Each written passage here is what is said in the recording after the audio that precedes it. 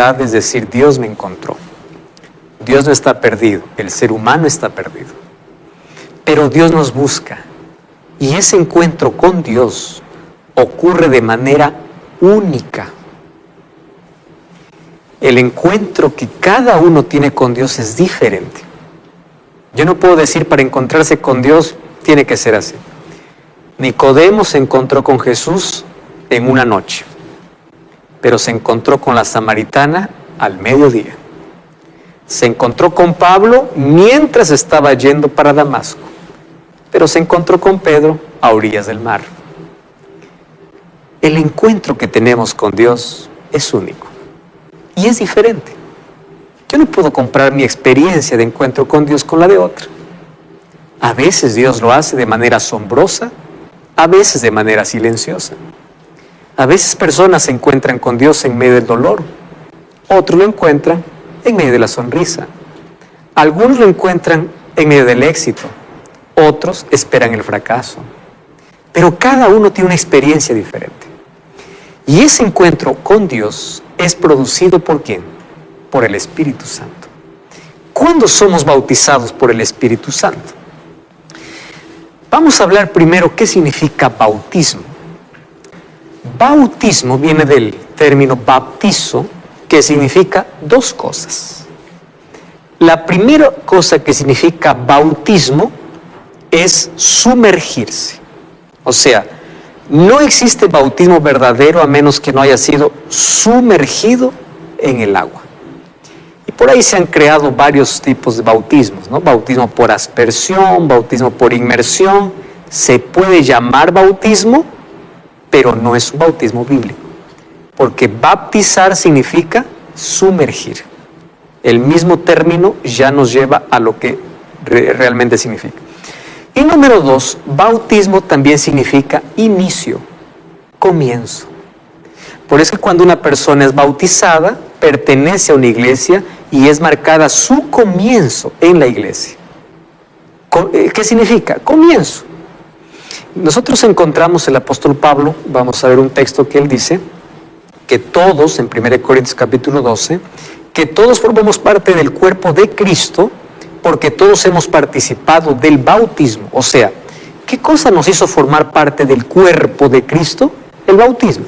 ¿Qué es el bautismo entonces? La iniciación, el comienzo. Tomando en cuenta esos dos conceptos, nos va a ser muy fácil ver qué significa bautismo del Espíritu. Entonces, bautismo del Espíritu, en primer lugar, bautizo significa sumergir. ¿Qué representaría? El momento que el Espíritu Santo entre en mi vida cuando yo lo permito. Él entra en mi vida a través de ¿qué? De la palabra de Dios. Eso sería bautismo. Sumergir, el Espíritu Santo entre en mí. Número 2, sería el comienzo. Por eso es que en la Biblia hay una diferencia entre el bautismo del Espíritu y estar llenos del Espíritu. Porque el bautismo del Espíritu puede ser el comienzo de tu historia con Dios, pero ser lleno del Espíritu es una búsqueda diaria. Para estar lleno, todos los días hay que llenar, ¿correcto? Y presentarnos vacíos. Entonces, hoy vamos a hablar acerca de cómo eso ocurre en nuestra vida. Cuando nosotros somos convencidos de pecado por el Espíritu, ¿cuál es nuestra demostración pública? El bautismo por agua. Jesús le dice a Nicodemo en Juan capítulo 3, el que no naciere de agua y de Espíritu no puede ver el reino de Dios. Pero la pregunta es, antes de entrar al agua, ¿quién primero entró en mi vida? El Espíritu Santo. O sea, yo ya soy bautizado por el Espíritu el momento que cuando permito que Dios actúe en mí. ¿Recuerdan que yo les dije que el Espíritu Santo trabaja en dos direcciones? De afuera para adentro, llamando. Y cuando permito, de adentro para afuera, transformando. Entonces, el bautismo es la demostración pública de mi entrega en silencio. Personas que dicen, pastor, yo no quiero bautizarme, así en silencio nada más. Yo le digo, mira, el amor no se esconde. Y si tú realmente aceptas en silencio a Cristo, ¿por qué no hacerlo público? Porque hay algunos que tienen un concepto equivocado de bautismo. Piensan que cuando uno se bautiza y sale del agua, no más va a caer, no más va a fracasar. El bautismo es el comienzo. El bautismo es un nacimiento. Pregunto, ¿cuando nace un niño, nace corriendo? No. Cuando nace un niño hay que cuidarlo, hay que protegerlo. Luego va a aprender a gatear. Luego va a aprender a caminar. ¿Y cuando camina? ¿Acaso no se cae al comienzo? Se cae hasta aprender. Entonces, bautismo no es el fin. No es que, tengo miedo a bautizarme porque después de bautizado, tengo que vivir así, tengo que ser así. No, bautismo es el comienzo. Es el inicio. Y allí vas a aprender a caminar con Jesús. El problema es que muchos tienen un concepto equivocado de lo que es el bautismo. Hoy voy a hablar acerca del bautismo del agua, algunos minutos, para luego introducir el bautismo del Espíritu. ¿Qué significa ser bautizados por agua? Significa tener nueva vida en Cristo. Hechos 2:37 dice, arrepentíos y bautícese para perdón de vuestros pecados. Amigos, esto no lo vamos a entender probablemente. Miren, cuando uno entra al tanque bautismal o se bautiza en un río o es sumergido en el agua, algo ocurre en nuestra vida. ¿Pero cómo? De manera silenciosa. No es asombrosa. Cuando eres bautizado, tu pasado queda enterrado y naces para una nueva vida. ¿Y qué significa nacer para una nueva vida? Déjenme explicarles de esta manera. Cuando venimos a este mundo, nosotros venimos con una naturaleza de pecado. David decía en Salmos capítulo 51, versículo 5, en maldad he sido formado y en pecado me concibió mi madre. O sea, todos nosotros venimos siendo pecadores. Todos, ¿correcto? Cuando yo acepto a Cristo en mi vida, Cristo, ¿cómo me hace una nueva criatura? Porque Él coloca en mí una nueva naturaleza. Eso me hace nueva criatura. ¿Qué naturaleza es esa? La naturaleza espiritual. Que el apóstol Pablo en Romanos capítulo 8 haría una diferencia entre aquellos que viven guiados por la carne y guiados por el Espíritu. Pero el momento que acepto a Cristo dentro de mí se coloca una naturaleza espiritual. ¿Qué significa la naturaleza espiritual? La naturaleza de Cristo. Que yo tengo que ir desarrollándola, alimentándola. Y allí comienza el conflicto. ¿Cuál es tu lucha? Todos los días, si alimentas tus deseos carnales, la naturaleza humana crece. Pero si alimentas la naturaleza espiritual, tus deseos carnales caen. Y esa lucha lo vamos a tener siempre. ¿Cuándo va a acabar nuestra lucha? Cuando Jesús regrese. Cuando seamos glorificados o transformados completamente a la imagen perfecta de Dios. ¿Qué significa eso? Dios arrancará de nuestra vida la naturaleza de pecado y a partir de allí nunca más tendremos deseos de pecar. Mientras eso no ocurra, todos somos débiles, frágiles, humanos, pecadores, todos. Ahora va a depender a qué naturaleza alimentas más. ¿Qué significa ser una nueva criatura? Que dentro de ti se coloca una nueva naturaleza que va a ir creciendo en la medida que tú vayas alimentando. Fabiola. Pastor, entonces el bautismo por agua y bautismo por el Espíritu Santo son diferentes. Primero es por el Espíritu. A la verdad, el bautismo por agua es el resultado del bautismo por el Espíritu. Por el Espíritu. Cuando tú permites que el Espíritu Santo te convenza, Él te conduce al agua. Porque recuerda, el agua no santifica, el agua es un símbolo. Cuando uno entra a un tanque bautismal, no es un agua bendita, no es un agua santificada, no es que el agua tiene poder, no. Ahora voy al otro concepto. El bautismo es un símbolo externo de aquello que Dios hizo internamente en mí. Sería la respuesta al trabajo del Espíritu Santo. Exacto, el Espíritu Santo comenzó a trabajar en mi vida y el Espíritu Santo me conduce a aceptar a Cristo y mi demostración pública de mi aceptación a lo que el Espíritu Santo hizo en mi vida, ¿qué cosa es? El bautismo. Por eso el bautismo se convierte en un símbolo. ¿En qué símbolo? De que muero al yo, decía el apóstol Pablo, ¿no? ¿Qué significa muerte al yo? A tu naturaleza de pecado, al egoísmo que está arraigado. Entonces el bautismo es como pasar de muerte a vida, porque por la naturaleza de pecado estás condenado a morir. pero por la naturaleza espiritual vas a tener nueva vida. Entonces, ¿qué cosa es el bautismo? Es como pasar de muerte a vida. Y ahora, antes de pasar a María, que tiene una pregunta, es así. Cuando uno pasa por el bautismo, a la verdad está pasando por otra muerte, pero una muerte al yo. Por eso es que el bautisterio se convierte en una tumba líquida, donde muero a mi vida pasada para nacer a una vida nueva. Y Pablo decía, ahora ustedes son una nueva criatura. Sí, María. Pastor, ¿y el bautizo tiene que ser así en un río, en un mar? El bautismo tiene que ser por inmersión. ¿Y qué significa inmersión? Ser sumergido en el agua. Te voy a dar la respuesta y ahora vamos a ver la Biblia, María, porque esa pregunta es importantísima. Vamos a Romanos capítulo 6. ¿Está bien? Porque aquí está de manera más clara para responder tu pregunta. El apóstol Pablo responde. Romanos capítulo 6, versículo 3.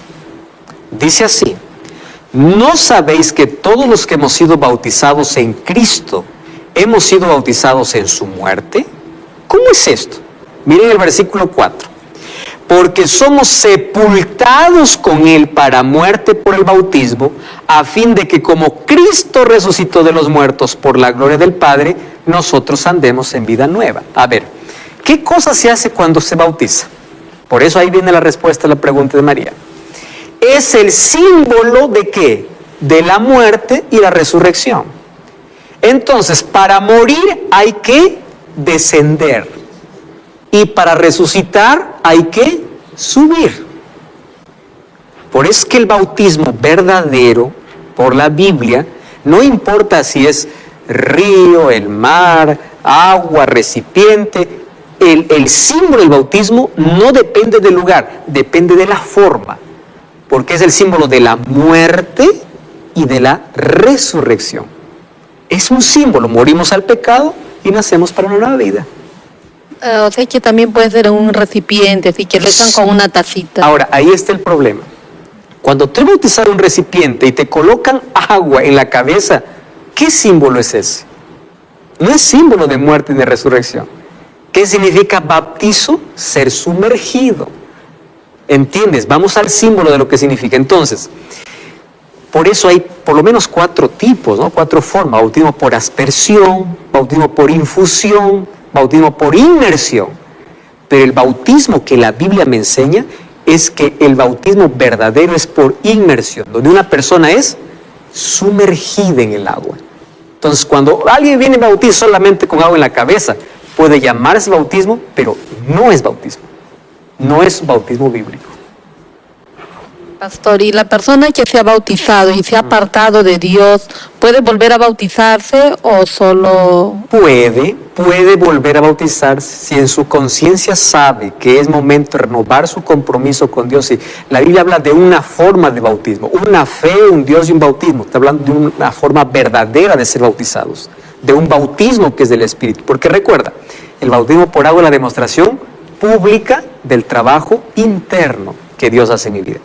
2 cosas más. Mira, María, vamos a abrir la Biblia en Mateo capítulo 3. Mateo capítulo 3, versículo 17. O vamos a leer el versículo 16. Jesús, después de ser bautizado, dice, enseguida subió del agua. ¿Entiendes? A Jesús no le pusieron agua en la cabeza. Él tuvo que descender. Él fue sumergido. Ese es bautismo verdadero. Ah, no, pero eso fue con Jesús. Vamos entonces más adelante. Vamos a Hechos capítulo 8. Mira, se repite la historia. Hechos capítulo 8. Vamos al versículo 36. Dice el versículo 36. Yendo por el camino llegaron a un lugar donde había agua y dijo el eunuco, aquí hay agua. ¿Qué impide que yo sea bautizado? Él dijo, si cree de todo corazón, bien puede. Respondió, creo que Jesucristo es el Hijo de Dios. Mandó parar el carro. ¿Y qué dice? No es que agarró agua y lo puso en la cabeza. Descendieron ambos ¿a dónde? Al agua.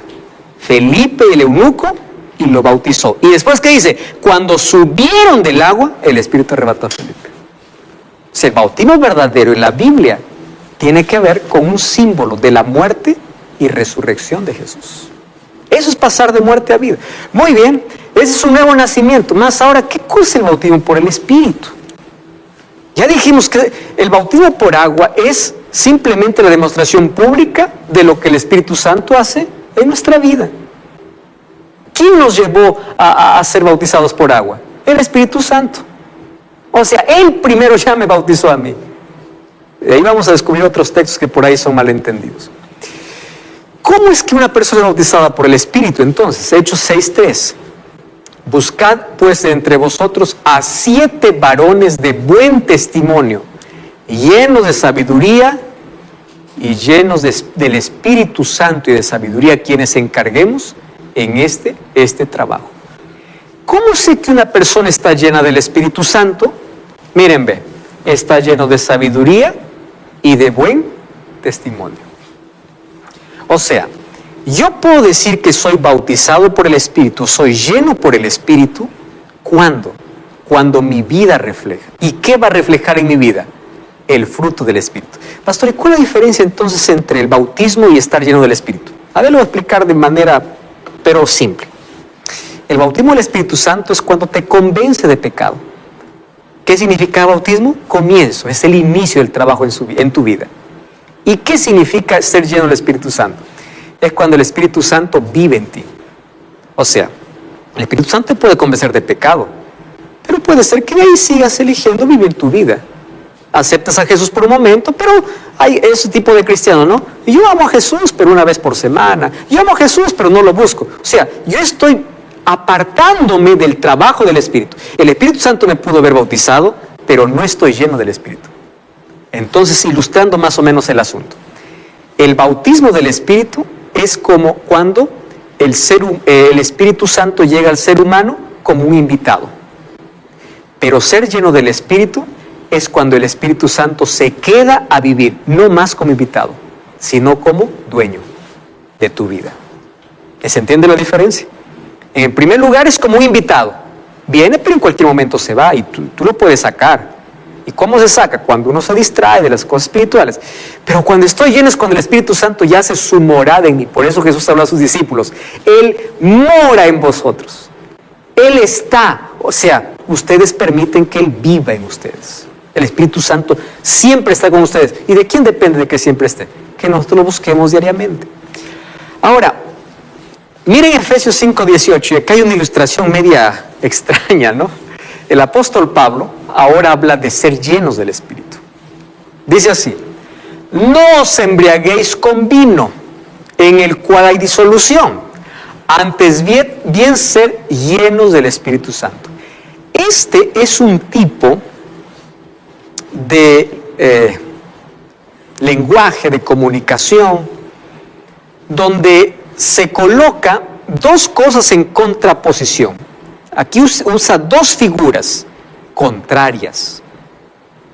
Este estilo literario se va a ver mucho en el Antiguo Testamento, donde se coloca el lado malo y el lado bueno, positivo y negativo, el mal y el bien, para poder colocarlos en contrariedad.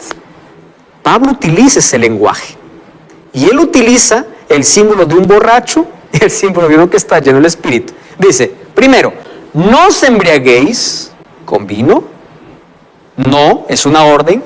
Y la otra orden es, sed llenos. Ojo, sed llenos no es una sugerencia, es una orden.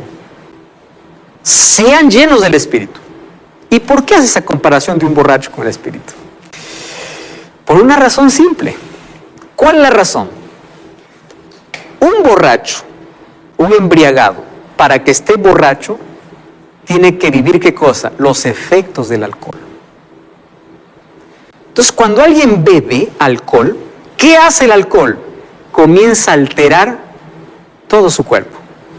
¿Ustedes han visto que mientras más se emborracha, el ser humano pierde control completo de su cuerpo? ¿Ustedes han visto cómo cambia la voz de un borracho? ¿Ustedes han visto cómo un borracho no puede sostenerse? ¿Por qué? ¿Quién domina a un borracho? El alcohol. Entonces Pablo usa esta figura, pero de manera contraria. Así como el alcohol domina a un ser humano, sean ustedes llenos del Espíritu. ¿Para qué? Para que el Espíritu Santo tenga control de su vida. ¿Están entendiendo las figuras contrarias aquí? Así como el alcohol hace que un ser humano cambie su voz, cambie su manera de caminar. Pero cuando tú estás lleno del Espíritu Santo puede cambiar tu forma de hablar, tu forma de actuar, tu forma de hacer. Por eso, no te embriagues con alcohol, pero sé lleno, porque los efectos, aunque no son parecidos, hay una similitud en el asunto de que ambos tienen control. El alcohol domina al ser humano, pero el Espíritu Santo también puede controlar tu vida. Por eso hace aquí esta comparación. Para que alguien esté borracho, tiene que beber alcohol. Para que tú tengas una vida diferente, tienes que ser lleno ¿de qué? Del Espíritu. Me gusta cuando en la Biblia encuentro ese tipo de comparaciones, ¿no? Es el estilo literario, es el lenguaje. Ahora, por eso es que el cambio es sobrenatural. Ustedes saben que cuando el alcohol entra al ser humano, el ser humano no tiene más control. Está dominado. Él quiere pararse derecho, pero no puede. Ahora, cuando el Espíritu Santo vive en el ser humano, él camina derecho. El ser humano cambia su vida. ¿Por qué? Porque quien controla ahora su vida, ¿quién es? El Espíritu. Allí vemos la diferencia en cuestión a control. Mañana tras mañana, cuando se arrodillan delante del Señor y renuevan sus votos de consagración, Él concede la presencia de su Espíritu con su poder vivificante y santificador. Entonces la búsqueda por el Espíritu es diario. Al salir para dedicarse a los deberes diarios, tiene la seguridad de que el Espíritu Santo los capacita para ser colaboradores juntamente con Dios. Por eso la orden es ser llenos. ¿Qué significa ser llenos? Todos los días preséntate vacío ante Dios para ser lleno por Él. Si no eres lleno del Espíritu, eres lleno de ti mismo. ¿Y qué cosa hay dentro de nosotros? Deseos pecaminosos, cosas prohibidas, todo. El ser humano domina sus deseos carnales, simplemente. ¿Cómo sé si estoy lleno del Espíritu Santo? ¿Cómo sé? Hay algunos entonces que han colocado tanto el bautismo del Espíritu como ser lleno del Espíritu y lo han englobado en este asunto, en éxtasis emocional, en sensaciones y manifestaciones. Yo voy a decir aquí lo triste que es esto. Nosotros vivimos en una generación que le cuesta creer a menos que no sienta. Eso es falta de fe. Es como Tomás diciendo, si yo no siento que mi dedo está en tus manos, yo no creo. Miren, el camino del cristiano no es un camino de sentimentalismo. ¿Los sentimientos hacen parte de nuestra experiencia? Claro, eso nos hace humanos. O sea, yo no estoy descartándolo. Pero no puedes tú vivir por lo que el Espíritu Santo me da dominio y control. ¿Entienden la diferencia? Entonces, cuando yo soy bautizado, soy lleno del Espíritu Santo, no se trata de un momento de éxtasis sentimental o emocional, no. ¿Qué significa ser lleno del Espíritu Santo? Ser lleno del Espíritu Santo significa tener a Cristo en la vida, creer en la Biblia, andar conforme a la palabra de Dios, porque Dios mora en mí a través de su palabra.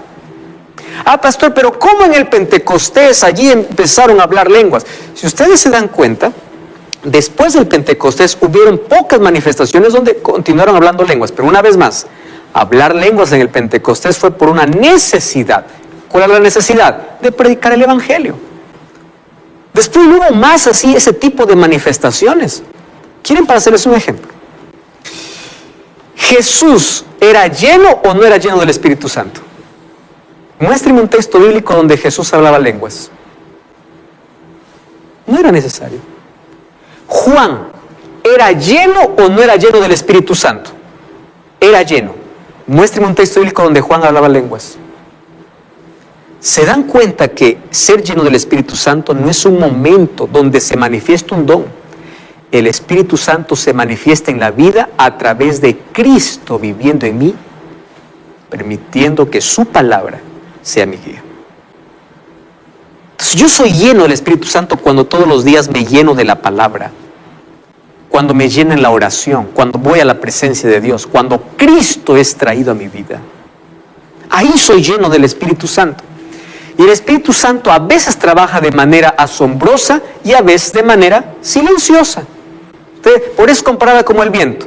El viento puede ser suave o puede ser estrondoso, ¿no? O puede ser allí trayendo mucha destrucción o de manera asombrosa manifestarse. Entonces, en el Pentecostés se mostró de manera asombrosa, pero después trabaja de manera silenciosa, convenciendo de pecado para llevarlos a Cristo, para llevarlos al arrepentimiento. Ese es el trabajo del Espíritu Santo. Entonces, ser lleno del Espíritu Santo significa que mi vida está bajo el control de Dios, que Dios tiene el control de mi vida. Y cuando Dios tiene el control de mi vida, me da dominio en lo que hablo, en lo que hago. Él controla mi vida. Eso es ser lleno del Espíritu. Por eso es que cuando en Hechos leímos el texto, que dice, separadme hombres llenos del Espíritu Santo, ¿cuál era la evidencia? Buen testimonio, vida. El fruto del Espíritu Santo es lo que nos hace diferentes. El Espíritu Santo capacita diariamente para vivir una vida santa, para vivir efectivamente y servir a los otros, para enfrentar momentos de crisis. Allí se nota si el Espíritu Santo está en ti. La evidencia es una vida transformada a semejanza de Cristo. Y el Espíritu Santo va a producir en ti un fruto, que eso vamos a ver en otra lección. ¿Cuál es el fruto del Espíritu? Esa es la evidencia que el Espíritu mora en ti. Es la presencia de Cristo en la vida, es una visión clara de la vida, es una conciencia limpia. Cuando el Espíritu Santo llena tu vida, comienzas a aborrecer el pecado. Aborreces el pecado. Eso es ser lleno del Espíritu Santo. No es un momento de cosas que yo puedo armar o decir, ahora estoy poseído por el Espíritu. No, el Espíritu Santo trabaja de manera tranquila en mi vida para llevarme a Cristo y hacerme semejante a Él. Ahora miren, vamos a ver la evidencia del Espíritu Santo en el Antiguo Testamento. ¿Cómo era derramado o cómo era transferido? Vamos a 2 de Reyes capítulo 2, versículo 9. Miren, ven, 2 de Reyes. Nosotros ya vimos aquí que el Espíritu Santo está desde la primera página de la Biblia. Y ya vimos aquí el Espíritu Santo en el Antiguo Testamento. Vamos a 2 de Reyes capítulo 2, versículo 9. Esta es la experiencia de Elías cuando es trasladado para el cielo. Dice así el versículo 9. En cuanto pasaron, Elías dijo a Eliseo, pide lo que quieras que haga por ti, antes que yo sea arrebatado. O sea, porque Elías sabía que iba a ser llevado al cielo, antes que yo sea arrebatado de tu lado. Eliseo le dijo, te ruego que me des una doble porción de tu espíritu. ¿Qué cosa está pidiendo Eliseo? Dame la plenitud del Espíritu Santo que está en tu vida. ¿Y saben qué le responde? Dice, eso no me compete a mí. Cosa difícil has pedido. Pero si soy separado de ti, se te será concedido. ¿Quién iba a conceder esa plenitud? Dios, el Espíritu Santo. Vamos entonces al versículo 15. Al ver los hijos de los profetas que estaban al otro lado en Jericó, dijeron, el Espíritu Santo o el Espíritu de Elías reposó sobre Eliseo. ¿Cómo reposó? De manera tranquila. No es que ese momento ahí Eliseo dijo, ahora estoy recibiendo el Espíritu de Elías y comenzó a temblar. No, reposó. Un día Dios se presenta a Elías cuando está allí siendo perseguido y él quiere morir. Y dice que la presencia de Dios se manifestó a través de un silbido apacible y delicado. Antes del silbido vino un grande viento, después grande fuego. Pero dice, Dios no estaba en el fuego, Dios no estaba en el viento. Y después un silbido apacible, porque donde está el Espíritu Santo hay paz, hay tranquilidad, hay serenidad, hay control, hay dominio. Es la evidencia que está el Espíritu Santo. El Espíritu Santo respeta la voluntad humana, sin forzar jamás la bendición de su presencia sobre corazones involuntarios. Por eso es que no obra en todas las personas. Él toca la puerta esperando ser reconocido y reclamado. Él obra en la persona a medida que coopera con obediencia. Aquí está el punto. ¿Cómo yo recibo el Espíritu? Lamentablemente hay personas que hoy creen que son igual que Jesús. Dice, Jesús sopló y dijo, reciban el Espíritu, y hoy hay personas que dicen, ahora mi manto tiene el Espíritu, extiendo mi manto y tienen el Espíritu. ¿Qué es eso? Hay personas que dicen, en el nombre de Dios te doy el Espíritu. ¿Qué creen que es una persona? ¿Aquel que tiene un poder para repartir? Se olvidan que el Espíritu Santo no es un objeto. Miren lo que sucede. Vamos al libro de Hechos capítulo 5 versículo 32. ¿Cuándo el Espíritu Santo viene a mi vida? No cuando un pastor me dice, reciban el Espíritu. No. Lee la Biblia. Hechos capítulo 5 versículo 32. ¿Qué dice allí Hechos 5, 32? ¿Puedes leer, Fabiola, el texto? ¿Tienes allí? Dice, y nosotros somos testigos suyos de estas cosas, y también el Espíritu Santo, el cual Dios ha dado a los que le obedecen. ¿Cuándo yo recibo el Espíritu Santo? Cuando soy obediente. No cuando alguien me dice recibe. Porque el ser humano no tiene ese poder para repartirlo. Lo que deben hacer los líderes cristianos es enseñar a las personas cómo buscar al Espíritu, cómo obedecer la palabra de Dios. Por eso es que Pedro comenzó diciendo en Hechos 2, arrepentíos y bautícese para que reciban el don del Espíritu. Pedro no dijo, yo les doy el Espíritu, yo voy a soplar y todos ustedes reciben el Espíritu. No, arrepiéntanse y bautícense. Y aquí en Hechos 5:32 dice, ¿quién es el Espíritu? El Espíritu le da a ¿quiénes? A quienes le obedecen. Pero el diablo ha falsificado ciertos dones del Espíritu que vamos a ver en otro programa, de una manera inteligente. Y muchas personas piensan que reciben el Espíritu en un momento de éxtasis emocional. Esto es interesante, métodos de estorbo satánico. Satanás usa dos métodos para estorbar las verdades importantes. Número 1, esconder la verdad. Eso es lo que quiso hacer Satanás, ¿no?